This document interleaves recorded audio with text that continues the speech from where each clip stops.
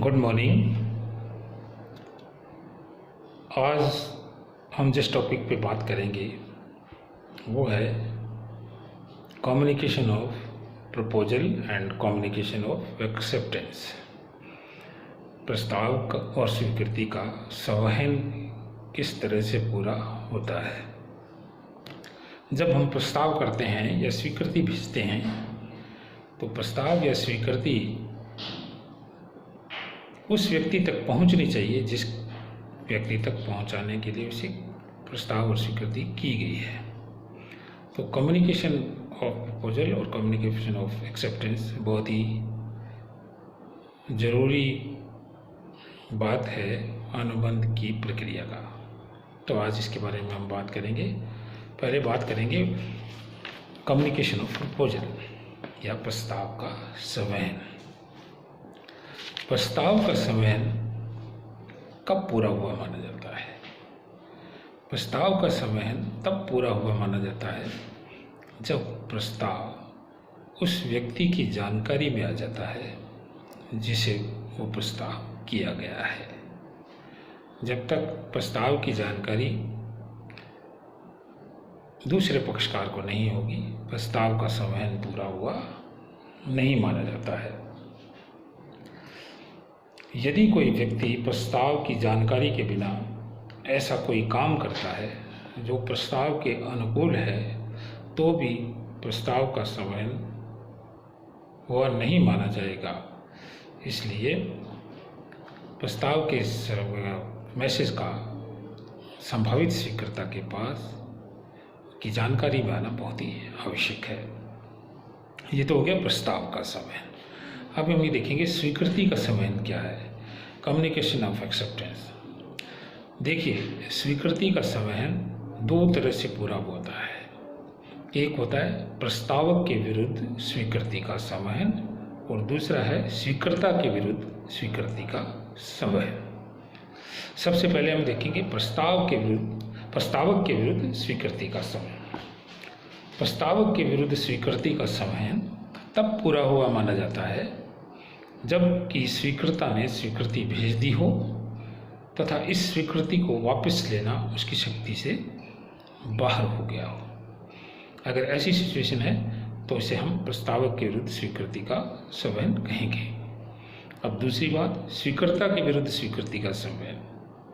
स्वीकर्ता के विरुद्ध स्वीकृति का संवहन तब पूरा हुआ माना जाता है जब कि स्वीकृति प्रस्तावक की जानकारी में आ जाती है।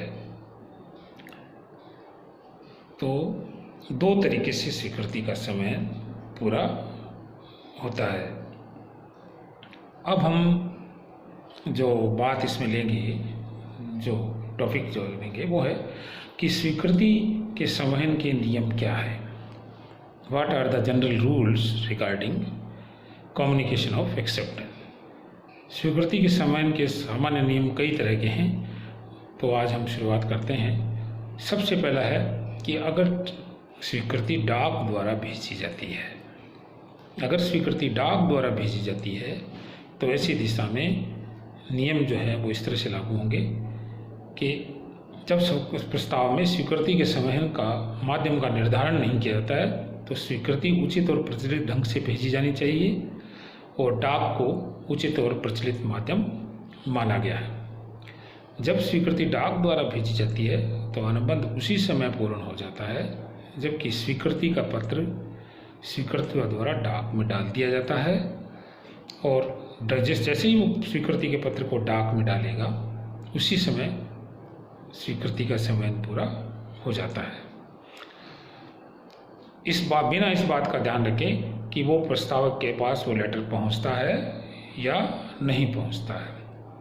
जैसे ही हम डाक में स्वीकृति का लेटर डाल देंगे तो स्वीकर्ता का संवहन जो है वो पूरा हो जाएगा। भारत में यही सिद्धांत प्रचलित है।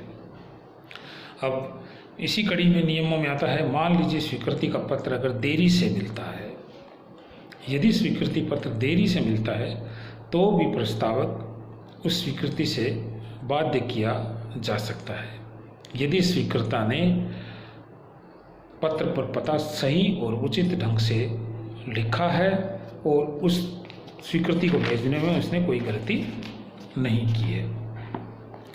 अगर पता गलत हो तो क्या होगा? यदि प्रस्तावक स्वयं में अपना पता गलत लिखकर भेजता है और स्वीकर्ता प्रस्तावक द्वारा भेजे गए पते को हूबहू लिख करके स्वीकृति भेजता है, तो ऐसी दशा में स्वीकृति का समय पूरा हुआ माना जाएगा, क्योंकि स्वीकर्ता ने पते में कोई गलती नहीं की है, प्रस्तावक ने ही अपने पते को गलत लिखा है, तो इससे स्वीकर्ता पर के अधिकारों पर कोई प्रभाव नहीं पड़ता है और स्वीकर्ता प्रस्तावक को अपनी स्वीकृति से बाध्य कर सकता है। अब बात आती है टेलीफोन पर स्वीकृति का समय। टेलीफोन पर जो भी स्वीकृति का समय भी जो है उसी समय हो जाता है जबकि स्वीकृति प्रस्तावक को सुनाई दे जाती है, इंस्टेंटली हो जाता है, हाथों हाथ हो जाता है। यदि प्रस्तावक को स्वीकर्ता की आवाज़ आ रही है और उसे सुनाई दे रहा है तब। एक बात इसमें और भी महत्वपूर्ण है कि अगर हमने टेलीफोन पर स्वीकृति दी है तो टेलीफोन पर दी गई स्वीकृति का खंडन नहीं किया जा सकता है, अर्थात टेलीफोन पर दी गई स्वीकृति को हम वापस नहीं ले सकते। इसी तरह से टेलेक्स पर स्वीकृति का समय। टेलेक्स पर भी स्वीकृति का समय, जैसे ही टेलेक्स पर मैसेज छप जाता है और टेलेक्स पर आ जाता है, स्वीकृति का समय हो जाता है। अनुबंध के स्थान के संबंध में एक आ गया है कि जहाँ से स्वीकृति का पत्र लेटर बॉक्स में डाला जाता है वही अनुबंध का स्थान होता है। अनुबंध का समय वही समय माना जाएगा।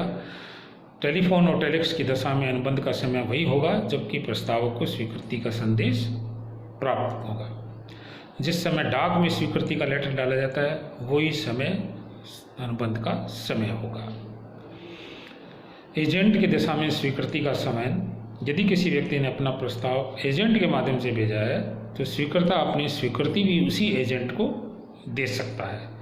एजेंट को स्वीकृति देते ही प्रस्तावक के विरुद्ध स्वीकृति का समय पूरा हुआ माना जाता है। अब वो एजेंट चाहे स्वीकृति का संदेश अपने मालिक को कभी भी दे, उससे कोई फर्क नहीं पड़ता है। तो ये हो गया प्रस्ताव का समय क्या है, स्वीकृति का समय क्या है और स्वीकृति के संबंध में वैधानिक नियम या जनरल रूल्स क्या है। आज के लिए इतना ही।